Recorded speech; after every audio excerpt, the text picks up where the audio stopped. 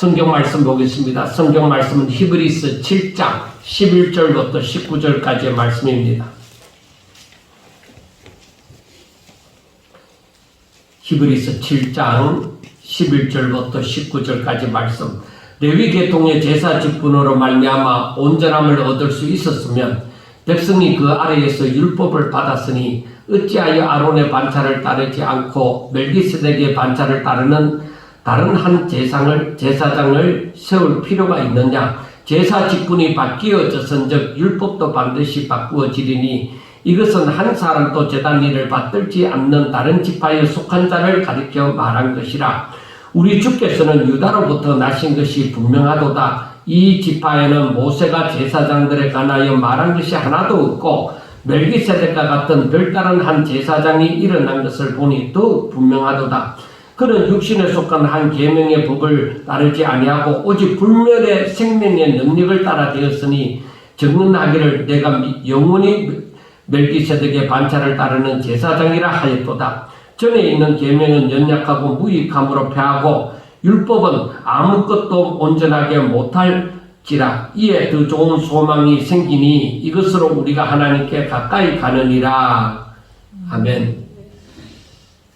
자, 우리가 오늘 듣는 말씀을 간단하게 쉽게도 풀이할 수 있지만 좀 정신 차려서 세게서 들었으면 좋겠다 싶습니다. 왜냐하면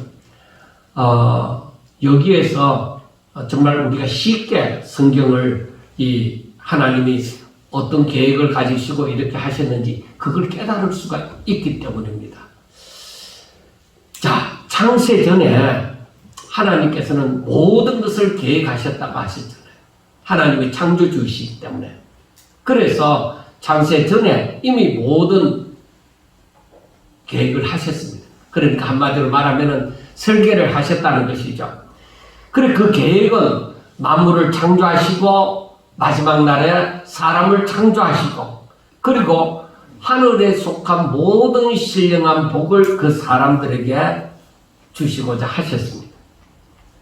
그리고 하나님께서는 우리를 택하시고 예수님을 이 땅에 보내시사 죄인이 되어진 우리를 위하여서 십자가에 못 박혀 죽으시고 다시 살아나사 누구든지 저를 믿는 자는 죄사함을 받고 구원을 받게 하시고자 하셨던 것입니다. 왜 이런 일이 있느냐? 사람을 만드시고 사람에게 또 신령한 복을 다하여 주시면은 그러면 되는 것이지 왜 예수님이 하늘 보좌 버리시고 이 땅에 오사 십자가에 못 박혀 죽으셔야만 했는가? 그것은 하나님은 공의의 하나님이신데 사랑의 하나님이시기도 하지만 공의의 하나님이신데 이 하나님의 형상을 입은 사람이 하나님의 말씀을 듣지 않고 죄를 범했다 이 말이에요. 그래 하나님 앞에서는 그 죄를 범하면 죄의 대가가 무엇이냐? 죄를 지은 대가가 즉 죄의 싹이 사망이다. 죽음이다 이 말이에요. 죄를 지은 자는 죽는다 이 말이에요.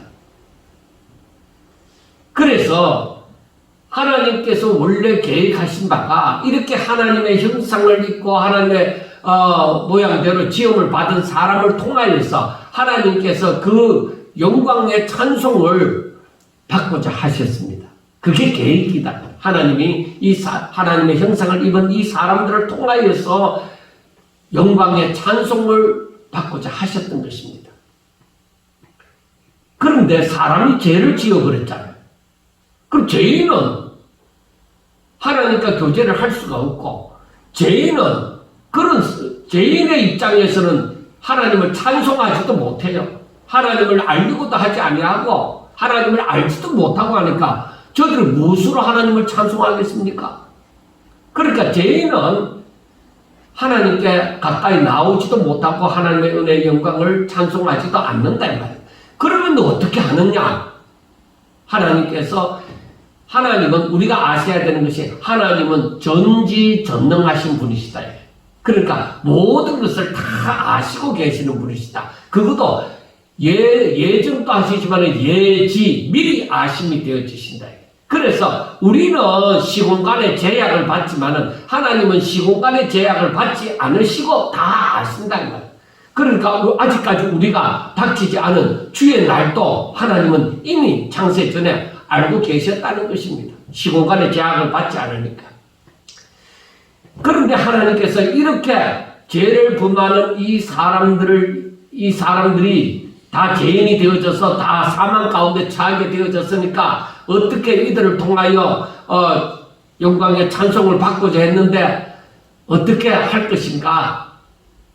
하나님께서는 그래서 예수님을 이 땅에 보내시사 저들의 죄를 짊어지시고 십자가에 못 박혀 죽으심으로 바로 누구든지 저를 믿으면 구원을 받게 하심으로, 즉 다시 태어나게 하심으로, 즉 중생하고 새로운 피조물이 되게 하심으로 하나님의 은혜의 영광을 찬미할 수 있도록 그렇게 하시는 그 계획이 있으셨다는 것입니다.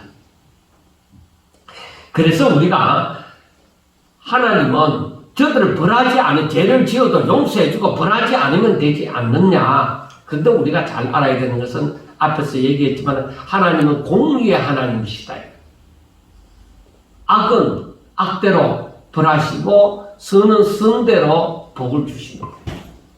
그러니까 사람이 죄를 범했으면 그 죄의 삭은 사망이니까 분명히 저들에게 사망이 임하고 하나님께서는 그 사망 가운데서 다시 건지시는 이것이 하나님의 속성에 맞는 것이다 이 말. 그러니까 하나님께서 이들을 어떻게 다시 살리시는가?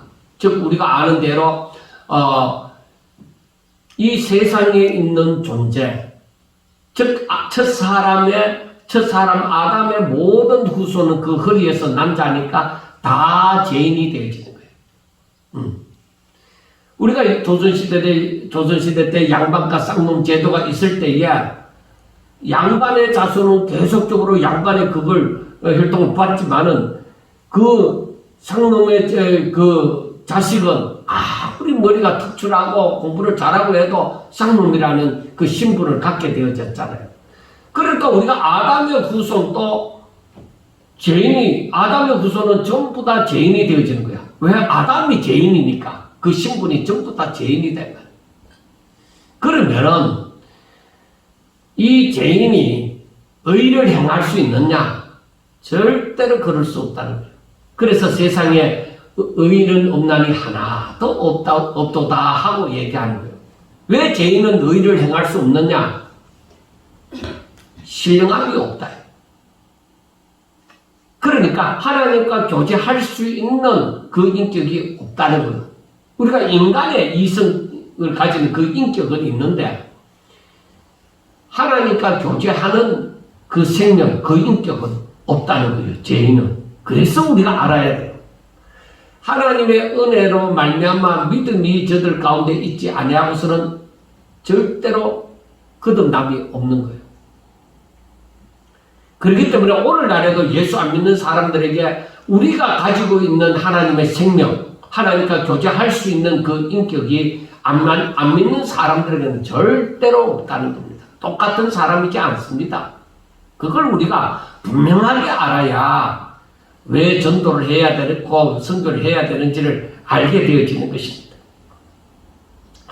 자, 그래서 예수님이 이 땅에 오실 이유가 있는 것이죠.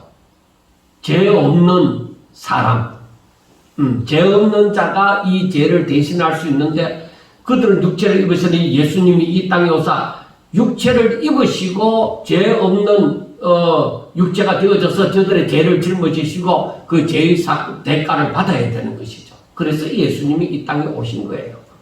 그 대속하기 위해서, 사람의 죄를 대속하기 위해서 그렇게 오신 거죠.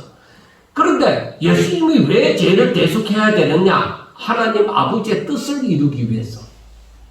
그래서 하나님 아버지의 뜻이 무엇이냐? 하나님의 형상을 입은 그 사람들로 말미암아서 하나님께서 영광의 찬송을 받으시고자 합니다. 그런데 사람들이 다 죄인이 되었으니까 하나님께 영광 돌리지 못하잖아요. 하나님을 알지도 못하니까 어떻게 영광을 돌리느냐는 것입니다. 그래서 저들이 하나님을 아는 존재가 되도록 하기 위해서, 하나님을 알려고 하면 하나님과 교제를 해야 되잖아요. 그러니까 그런 존재로 되도록 하기 위해서 예수님이 오셔서 저들의 죄를 짊어지시고 십자가에 못 박혀 그 죄의 대가를 십자가에 못 박혀 죽으시고 하나님의 능력으로 다시 살아나셨다. 그래서 누구든지 바로 이 예수님을 믿으면은, 또 다른 말로는 복음을 듣고 믿으면은, 그리고 예수님을 영접하면은 다 구원함을 받는다. 그 구원함이 무엇이냐? 하나님의 자녀될 수 있도록 하나님께로부터 생명이 저들에게 임하는 거예요. 그리고 육신을 가지고 있는 생명이 있지만은 우리가 하나님으로부터 말미암은 생명이 있다는 거예요. 그래서 거듭난다는 것입니다. 그래서 그 말을 니고데모가, 유대인의 가늠인 니고데모가 그걸 이해를 하지 못했던 것이죠. 그때 처음에는. 그런데 오늘날 우리도 마찬가지예요. 거듭났다, 중생했다, 새로운 피조물이 되어졌다는 말을 들어서 우리가 알고 있지만 실질적으로 거듭났다는 것에 대해서 다시 새로 태어났다는 것에 대해서 사람들이 어떤 몸의 변화나 이런 의식의 변화나 그런 것이 없으므로 사람들이 잘 알지를 못하는 거예요. 그래서 그냥 거듭났구나, 내가 하나님을 믿으니까 하나님의 자녀가 되어졌구나, 이런 정도만 알고 있는 것이죠. 그러나 우리는 분명하게 알아야 되는 것입니다. 내가 육적인 생명, 예수 안 믿는 사람들처럼 육적인 생명을 가지고 있으면은 그냥 사람들과 교제하고 이렇게 하지만 육적인 생명으로서는 하나님을 알 수가 없는 거예요. 하나님과 교제가 안 되는 거예요. 하나님과 교제할 수 있는 것은 하나님께로부터 온 생명이 있어야, 하나님께로부터 난 자여야, 하나님의 자녀가 되어져야, 하나님의 생명을 받은 자여야만 하나님과 교제를 할 수 있는 거예요. 그래서 예수 믿는 사람과 안 믿는 사람이 다른 거죠. 그래서 우리들은 이제 하나님이 주신 생명이 있는 것입니다. 그래서 우리가 이것을 가만히 생각해 보면은 누구든지 이제 이렇게 예수님을 믿고 구원받으면은 이제는 하나님과 교제할 수 있게 되어지고 하나님을 알아갈 수 있게 되어지고 하나님의 말씀을 듣고 깨달을 수 있게 되어지고 성령이 그 가운데 역사하사 성령의 인도함을 받게 되어지고 결과적으로는 나중에 하나님께 영광 돌리는 찬송을 진짜로 진심으로 하나님께 감사하고 찬양할 수 있는 존재가 되어진다는 거예요. 그래서 하나님을 안 믿는 사람들이 이렇게 할 수 있느냐? 안 되는 거예요. 그 모양은, 의식은 갖출 수 있지만은 실질적으로 그 마음의 영혼의 기쁨, 내 영혼의 그 깊은 데서 맑은 가락이 울러나냐? 그게 안 되는 거예요. 진심이 아니라 이것이죠. 그래서 우리가 알아야 되는 것이, 자, 예수님이 그러면은 창세기에서부터 예수님이 오셨는가? 이 땅에 육신을 입고 오셨는가? 아니잖아요. 우리가 아는 대로 우리가 마태복음 신약 시대에 들어와서 예수님이 이 땅에 육체를 입고 오셨단 말이요. 그러니까 하나님께서 사람들에게 이 율법을 주실 때에 그때는 예수님이 이 땅에 육체를 입고 오시지 않았습니다. 그렇기 때문에 저들에게 제사 제도라는 것을 주었어요. 율법 가운데서 제사 제도를 주었는데, 그러니까 피 흘림이 없은즉 사함이 없느니라. 그러니까 반드시 누군가가 이 죄를 짊어지고 죽어야만 제사함이 있다는 것을 가르쳐주는 속죄 제사가 있게 되어진 것입니다. 그래서 피 흘림이 없으면 제사함도 없다. 그걸 제사 제도에서 가르쳐 주고 있는 것이에요. 그러면은 이 구약시대 때 예수님이 오시기 전이니까 누가 피를 흘리느냐는 것입니다. 누가 대신 이 죄 때문에 죽느냐는 것입니다. 그래서 상징적으로 어린 양을, 짐승을, 집분이 크면 클수록 또 짐승을 가지고, 소를 가지고 오고, 어린 양을 가지고 오고, 때로는 없는 사람은 비둘기를 가지고 오고, 이렇게 하면서 제물을, 짐승을 가지고 와서 제사장 앞에 가지고 와서 그것을 다 죽여서 피를 짜던 밑에 피를 뿌리고 피를 흘리고 이 가지고 왔을 때 잡기 전에 양을 데리고 왔으면은 잡기 전에 이 죄인의 갖고 온 사람의 죄를 이 양에게 이 사람이 무슨 죄를 지었으니까 이 죄가 이 양에게 다 전가하나이다.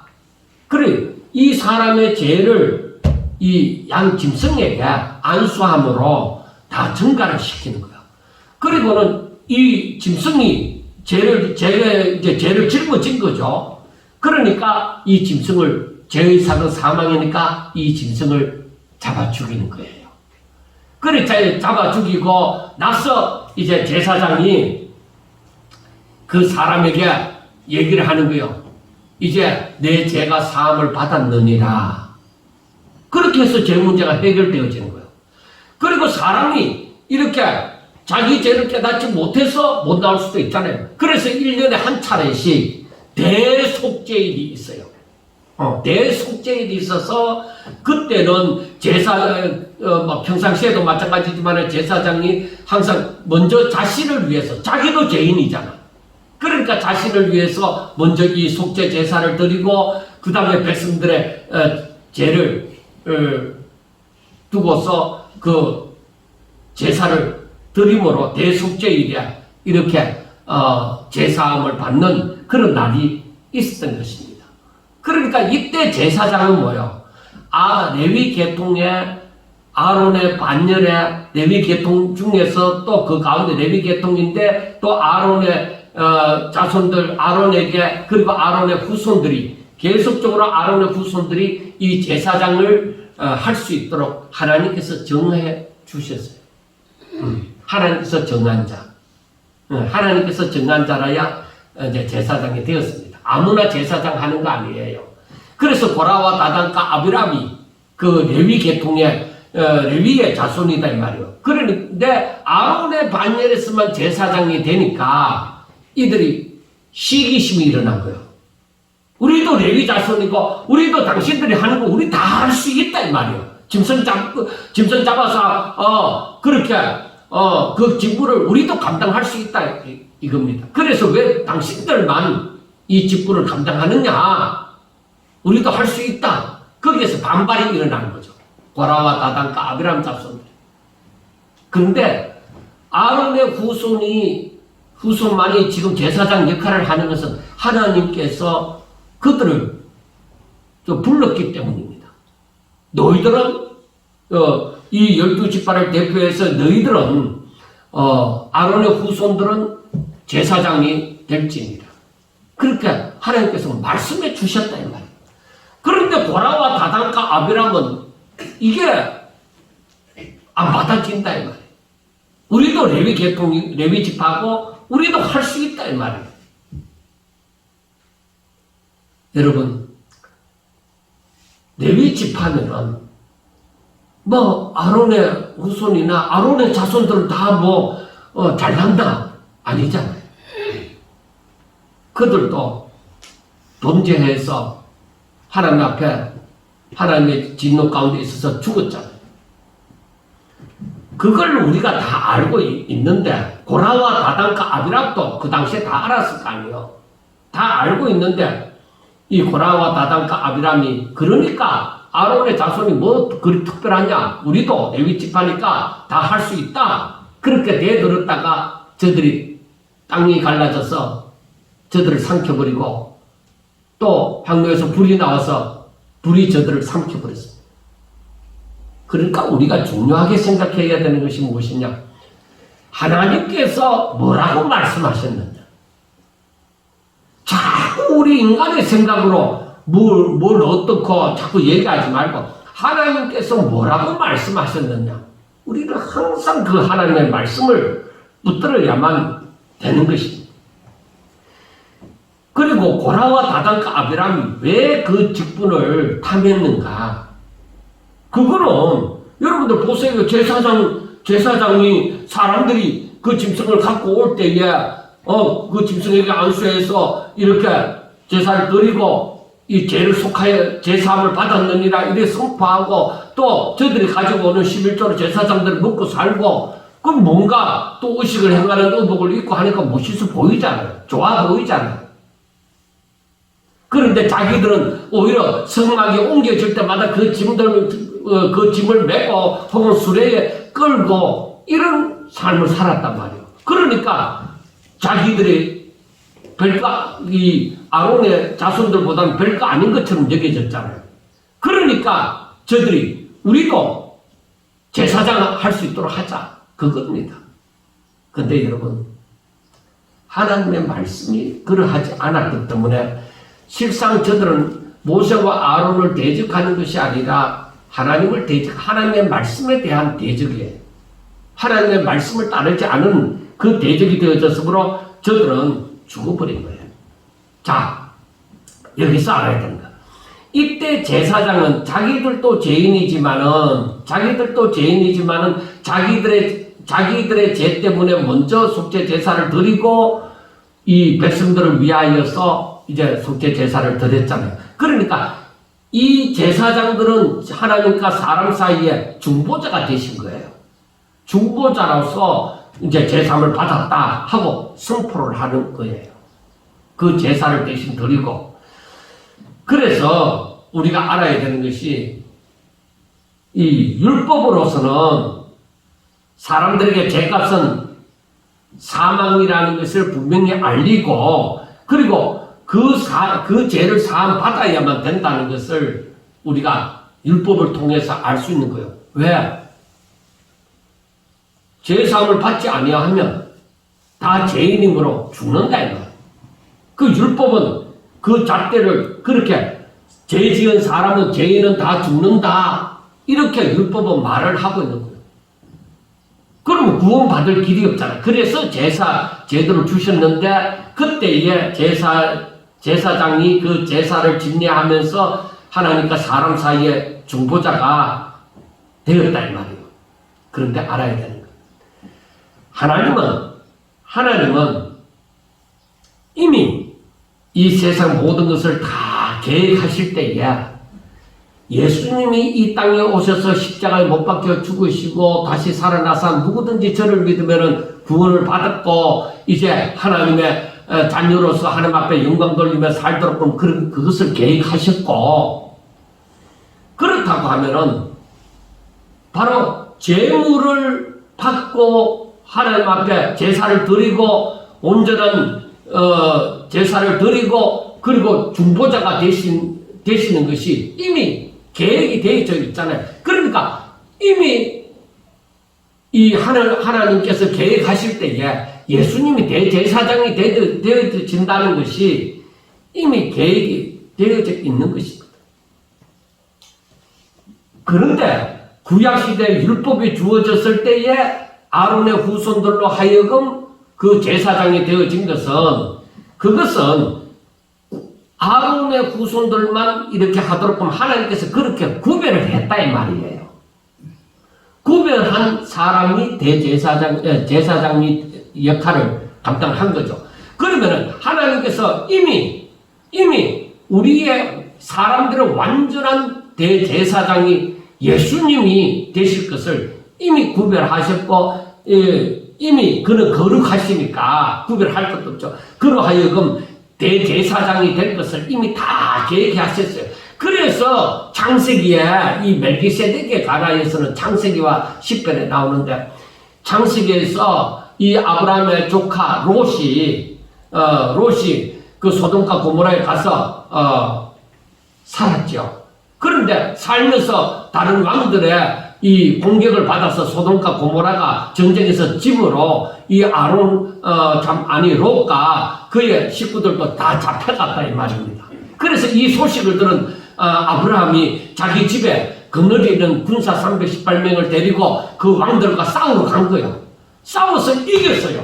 이기고 그들에게서 전리품도 취하고 이 사람들도 다시 다 돌아오도록 했습니다. 그런데 돌아올 때에 이 멜기세덱이라는 제사장이 하나님의 사람이 나타난 거죠. 그랬을 때에 아브라함이 자기의 전리품 가운데 10의 1조를 10분의 1을 멜기세덱에게 드리고, 멜기세덱은 이 아브라함을 위하여 축복하셨던 것이죠. 그리고 그때에 이 멜기세덱에 대해서 멜기세덱은 하나님의 제사장이라 그렇게 말씀을 했어요. 그리고 10편 110편 그 사절을 봐도 거기서도 하나님께서 말씀하시는 것은 이 예수님이 대제사장이 되어진다는 것을 10편에서 또 말씀을 하고 있는 것입니다. 자, 창세기 14장 18절에 보면 살렘왕 멜기세덱이 떡과 포도주를 가지고 나왔으니 그는 지극히 높으신 하나님의 제사장이었더라 하고 창세기 14장에서 이미 말씀하신 거예요. 그러면 완전한 하나님의 제사장이 이미 존재하고 있잖아요. 그건 바로 무엇을 얘기하냐? 그가 이 지상에 있는 분이 아니에요. 하나님의 제사장이었어요. 그러니까 지상에 있지는 않았어요. 그래서 이 율법 가운데 사는 사람들에게 이 제사제도를 주시고 제사장을 삼으신 것은 이 하늘에 있는 이 제사장을 예표하는 것이에요. 상징적인 것이에요. 자, 제가 말하는 것이 조금 어려울지는 모르겠습니다만은 다시 생각해 보면은 자, 율법이 이 세상에 이스라엘 백성들에게 율법이 왔어요. 그런데 율법으로는 구원받을 수 없잖아요. 율법으로서는 구원받을 수 없고 율법은 사람들이 자기 죄를 알게 깨닫게 하고 그래서 어떻게 구원을 받느냐. 그래서 제사 제도를 통해서 속죄함을 받고 이렇게 누군가 나를 대신하여 죽어야만 내가 구원을 받구나 하는 것을 알므로 이 율법 가운데서 이제 복음을 알도록 만든 거죠. 그래서 율법은 복음이 오기 전까지, 즉 예수님께서 완전히 우리 죄를 위하여서 십자가 못 박혀 죽으시고 다시 살아나시는 일이 오기 전까지 이 율법은 존재를 하는 거예요. 그 몽아 선생처럼 존재를 하는 거예요. 그렇지만은 이 복음이 오고 나면은 이 율법은 필요가 없죠. 왜? 실체가 왔으니까. 실체가 왔으니까 그때는 이 필요 없는 것이죠. 자, 하나님의 대제사장이 있습니다. 그런데 그는 아직 육신을 입고 이 땅에 오신 것이 아닙니다. 하나님의 대제사장입니다. 그런데 그 대제사장이 이 땅에 오시기 전까지 하나님의 완전한 대제사장이 이 땅에 오시기 전까지 율법 아래에서 아론의 후손이 제사장의 역할을 한 거예요. 그래서 상징적인 것이라는 것이죠. 진짜로 하나님의 완전한 제사장은 아니라 상징적인, 그러니까 완전한 대제사장이 오기 전까지 이 상징적으로 제사장의 역할을 아론의 후손들이 감당을 했다 이 말이에요. 그런데 중요한 것도 있습니다. 이걸 유대인들이 못 깨달았다는 것이죠. 유대인들이 짐승을 잡아서 하나님 앞에 번제로 드리고 이렇게 하지만은 하나님의 이러한 뜻을 몰랐다는 거죠. 하나님의 계획과 이 섭리를 몰랐다는 것이죠.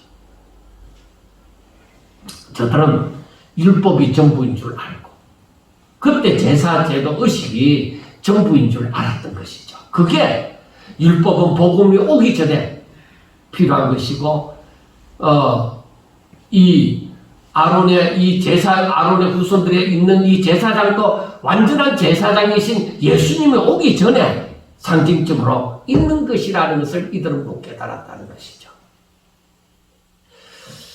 그래서 오늘 히브리서 7장만 보더라도 우리가 이 의미, 하나님의 계획 가운데 이것이 다 있었다는 것을 이해를 하기가 힘드는 거예요. 제가 마지막에 정리한 것처럼 이제 그것을 알면 돼요. 자, 이제 중요한 문제는 무엇이냐? 자, 멜기세덱이라는 이름을 가진 이분이 도대체 누구냐는 것입니다. 그래서 이 오늘 본문 1절부터 3절의 말씀을 보면은 이 멜기세덱은 살렘 왕이요 지극히 높으신 하나님의 제사장이라. 자, 이건 창세기에 있던 말씀이죠. 여러 왕을 쳐서 죽이고 돌아오는 아브라함을 만나 복을 빈 자라. 그러면 아브라함보다 높은 자죠. 복을 빌어줬으니까. 아브라함이 모든 것의 10분의 1을 그에게 나누어 줍니다. 그 이름을 해석하면 먼저는 의의 왕이요, 그 다음은 살렘 왕이니 곧 평강의 왕이요, 아버지도 없고 어머니도 없고 족보도 없고 시작한 날도 없고 생명의 끝도 없어 하나님의 아들과 닮아서 항상 제사장으로 있느니라 하고 말씀을 합니다. 자, 이와 같은 분이 아버지도 없고 어머니도 없고 족보도 없고 스스로 계시는 분이 누구예요? 하나님. 그리고 바로 이 사람으로 오신 분이 누구냐? 예수님 밖에는 없다. 그리고 여기에서 보면은 하나님의 아들과 닮아서 항상 제사장으로 있느니라 하는 이 닮아서라는 히브리 원어를 제가 다시금 찾아봤어요. 이거는 닮았다는 말은 바로 같다는 얘기예요. 그런데 우리 번역에 닮았다 그렇게 얘기를 한 거예요. 그런데 진짜 원어의 그 의미는 같다는 얘기입니다. 복사파이다. 바로 그거예요. 똑같다는 것입니다. 자, 그런데 예수님은 아론의 후손으로 오신 것이 아니라 다윗의 후손으로 왔다. 유다 지파 다윗의 후손으로 왔다. 아니, 제사장은 이 레위 지파의 아론의 후손으로서 제사장이 나는데 어떻게 그렇게 했느냐? 자, 여러분 보세요. 우리가 얼마든지 만약에 오늘날 우리에게 닥친 문제라면 우리도 똑같이 왜 아론의 지파에 레위 지파의 아론의 후손으로 안 나고 왜 유다 지파 다윗의 후손으로 오셨지? 그런데 성경에는 메시아가 다윗의 후손으로 오신다고 말씀을 한 거예요. 그러니까 우리가 알아야 되는 것이 이 사람들 율법 가운데 있는 사람들은 그래서 더욱더 이해를 못하는 거예요. 자, 율법의 주인공인 조금 전에 설명했던 겁니다. 율법의 주인공인 복음이 완전히 드러나기까지 율법은 유효한 거예요. 복음이 오기까지는 이 율법이 몽학선생으로 필요가 있는 것이죠. 그리고 마찬가지로 율법 가운데 레위 지파 아론의 후손이 제사장이 되는 것도 우리의 대제사장 예수님이 오시기까지는 유효한 거예요. 그러나 예수님이 오셔서는 이 제사가 없잖아요. 오늘날 우리가 그런 제사 드리지 않잖아요. 자, 우리는 바로 율법에 속하지도 않았고 복음에 속하고, 그리고 아론의 후손으로 말미암은 제사장이 우리의 중보자가 되는 것이 아니라 예수님이 우리의 중보자가 되신 거예요. 그러나 우리는 구약시대의 사람들이 율법 가운데 살았지만은 복음이 계속 저들에게 알려졌습니다. 구약시대에 복음이 없었느냐? 아니요. 그 가운데서 복음은 계속되어졌어요. 그래서 우리가 구약 성경을 읽는 그 유대인들, 바리새인들을 향해서 예수님이 뭐라고 했어요? 너희들이 구원을 영생을 얻으려고 성경을 읽지. 그래, 그 성경이 누구에 대해서 기록되었느냐? 그렇게 말씀을 했어요. 바로 나에 대해서 기록되어졌다. 예수님에 대해서, 성경이 예수님에 대해서 기록되어졌다는 것이죠. 그런데 그때 시대의 사람들이 그걸 못 깨닫는 것이죠. 성경을 읽는데 그걸 못 깨닫는 것이죠. 대부분의 사람들이 그걸 못 깨달았던 것입니다. 그래서 이 구약의 창세기와 시편에서만 멜기세덱에 대하여서 나오지만은, 그러나 구약에서도 이미 멜기세덱의 반차를 따르는 대제사장이 나타날 것을 예고를 해 주었던 것입니다. 자, 시편 110편 1절부터 4절에 보면은 여호와께서 내 중에 말씀하시기를 내가 너 원수들로 내 발판이 되게 하기까지는, 너의 발판이 되게 하기까지는 너는 내 오른쪽에 앉아 있으라 하셨도다. 여호와께서 시온에서부터 주의 권능의 규를 내 보내시리니 주는 원수들 중에서 다스리소서. 주의 권능의 날에 주의 백성이 거룩한 옷을 입고 즐거이 헌신하며 새벽 이슬 같은 주의 청년들이 주께 나오는도다. 여호와는 맹세하고 변하지 아니하시리라. 이르시기를 너는 멜기세덱의 서예를 따라 영원한 제사장이라 하였도다 하고 말씀을 합니다. 그리 제가 있는 레위 지파의 서예를 따라서 아론의 그 서예를 따라서 제사장이 되는 것이 아니라 너는 하늘에 그 하나님의 완전한 제사장인 그 멜기세덱의 서예를 따라서 그 서예를 따라서 너가 이 땅에서 완전한 제사장이 되신다 하는 것을 말씀하신 거예요. 그래서 그 앞에 말씀이 여호와는 맹세하고 변하지 아니하시리라. 그래서 메시아가 완전한 대제사장이 된다는 것을 말씀하여 주십니다.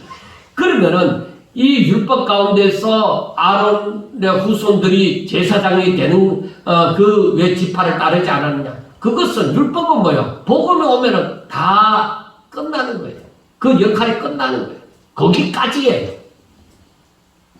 그래서 그렇게 말할 필요는 없는 것이죠. 더구나 이 시는 다윗이 지은 110편에 다윗이 지은 시인데 다윗은 이미 멜기세덱이 하나님의 영원한 제사장이고 또 앞으로 오실 예수님이 멜기세덱의 서예를 따라서 영원한 대제사장이라는 것을 알았다는 거예요.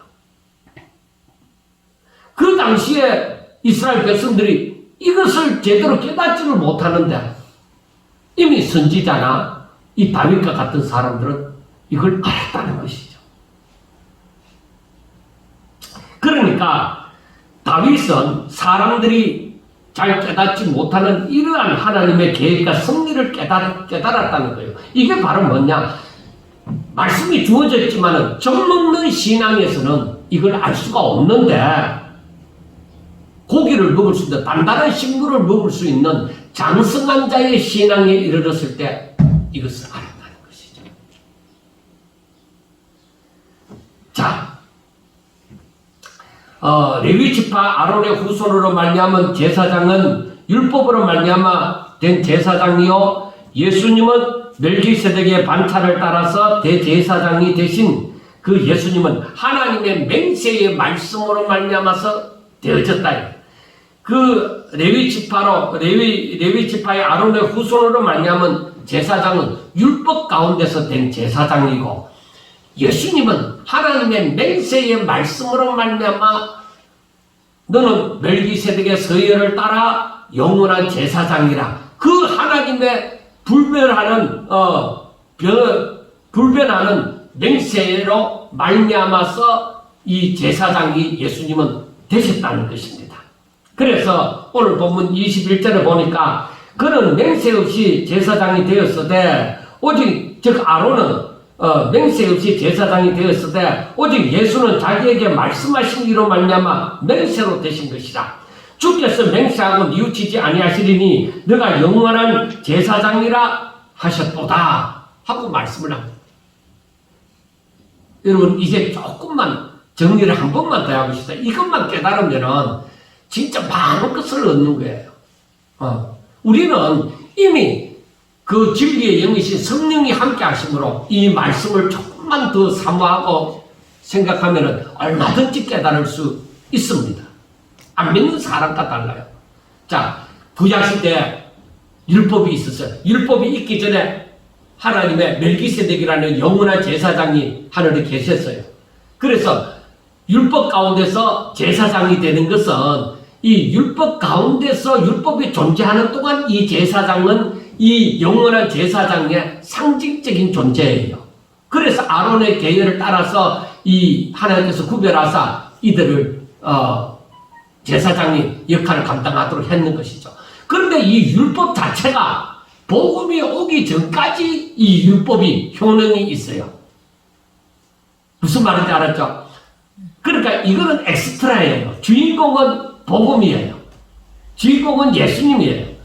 그런데 이때 율법 가운데 있는 제사장들이 이제 율법으로 말미암아 제사장이 되어졌는데 이 예수님 복음 가운데 있는 그 예수님은 하나님이 맹세의 말씀으로 이미 말씀했어요. 너는 영원한 멜기세덱의 반열을 쫓아서 되어지는 영원한 제사장, 하나님의 영원한 제사장이라고 말씀하심으로 말미암아서 이미 예수님이 제사장이 되시는, 그리고 율법 아래에서 제사장이 되는 것이 아니라 하나님의 말씀으로 말미암아 이렇게 제사장이 되시는 거예요. 그러니까 이 중앙에 있는, 이 중간에 끼어 있는 율법과 그리고 이 제사장은 뭐예요? 그 시기, 필요한 시기에만 되어지는 거예요. 오늘날 율법이 우리들을 주장하는 거 아니잖아요. 우리는 복음으로 말미암아 살잖아요. 그러니까 율법은 뭐예요? 그때 그 시절, 율법의 역할을 하고 사라지는 거예요. 세례 요한이 이 땅에서 사람들이 처음에 막 세례 요한이 강요해서 말씀을 선포하고 할 때에 사람들이 따랐어요. 근데 세례 요한은 자기가 메시아가 아니라는 것을 사람들한테 알려줘요. 왜? 자기의 역할은 이 빛으로 오시는 생명의 주로 오시는 그 예수님 메시아를 예비하는 자이지, 예비하여 먼저 온 자이지 메시아가 아니라는 것을 알았어요. 그래서 세례 요한은 자기의 역할만 하고 싹 빠진 거예요. 자기가 메시아로, 그 허감의 시기에 메시아로 온 게 아니라는 얘기입니다. 그래서 우리가 잘 알아야 돼요.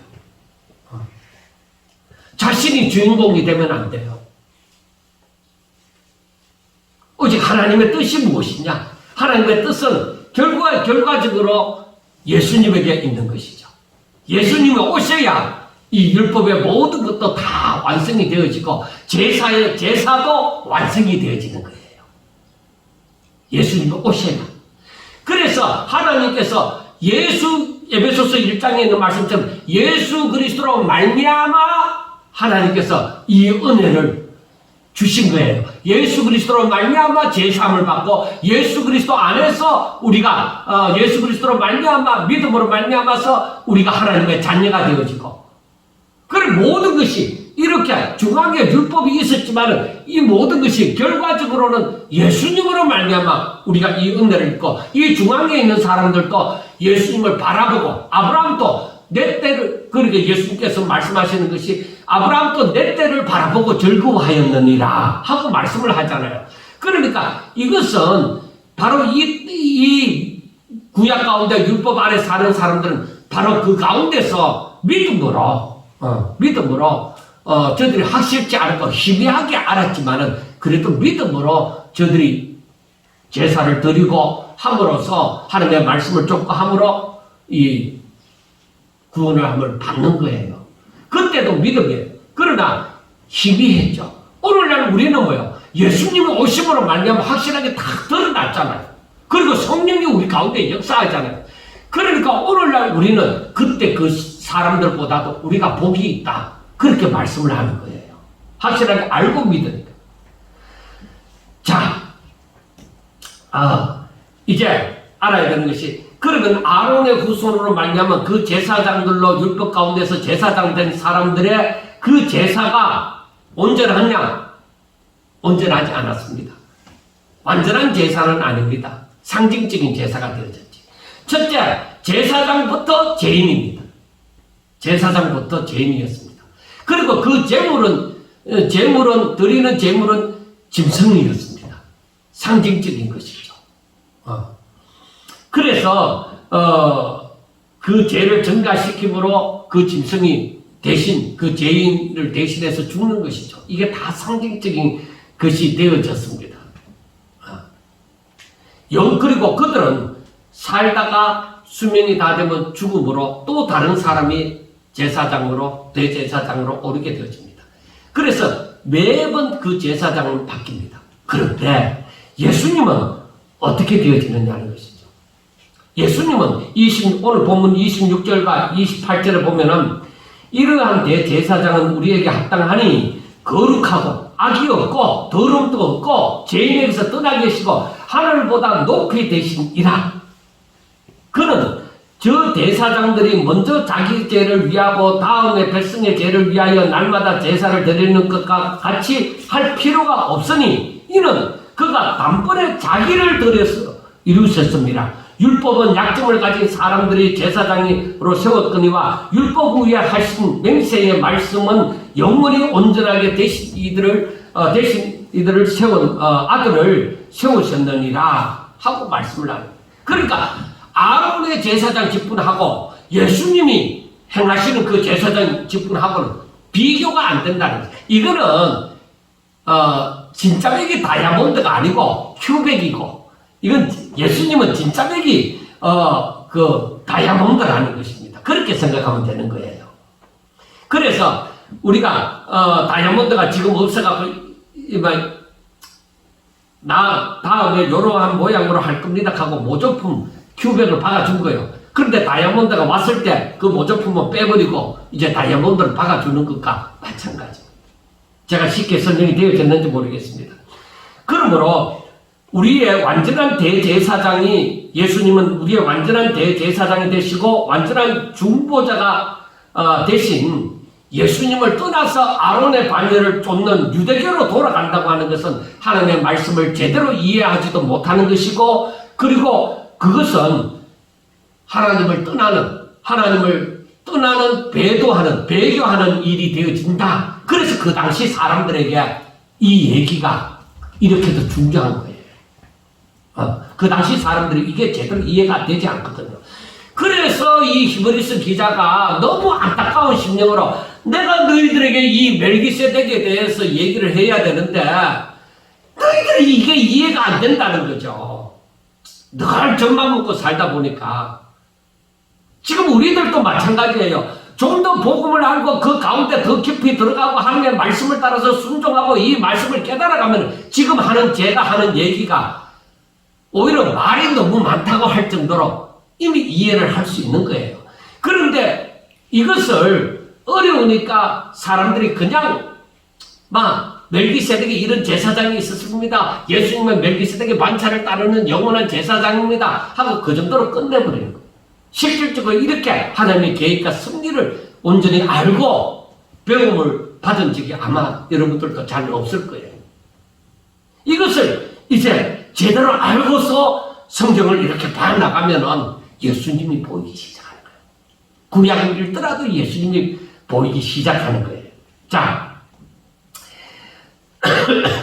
맹세의 말씀을 따라 대제사장이 되신 완전한 대제사장이신 예수님과 율법을 따라서 된 아론의 이 대제사장은 그러니까 절대 비교가 안 된다는 것입니다. 그렇지만 하나님의 계획과 그 섭리를 깨닫지 못하는 사람들은 율법에서 벗어나지 못하는 거예요.